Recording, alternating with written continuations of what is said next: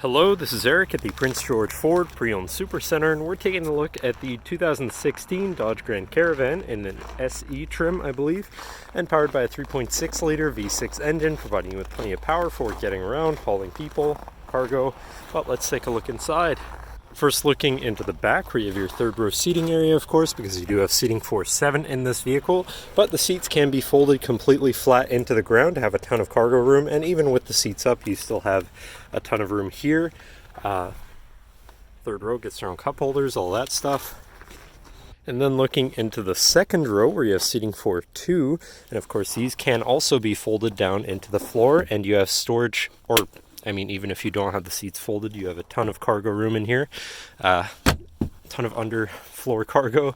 And then up here you do have an aftermarket DVD screen or media screen. Can be hooked up to HDMI so you can keep your passengers entertained. And then looking into the front, you have power windows, power mirrors, and power locks. Now sitting in the vehicle with it running, you can see it's sitting at...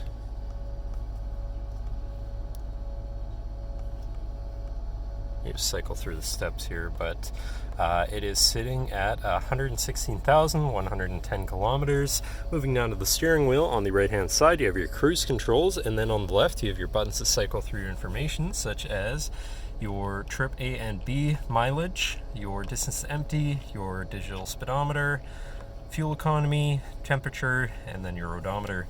Do also have your radio controls on the back side of the steering wheel. And then moving on to your center, your infotainment screen, which is actually an aftermarket JVC stereo with touchscreen. And it has quite a few options. It has Bluetooth, radio of course, iPod, CD, as well as being able to hook up a backup camera if you so please at some point. And then moving down from that, you have your climate controls with dual zone front climate, and your hazards, traction control shutoff, and econ mode.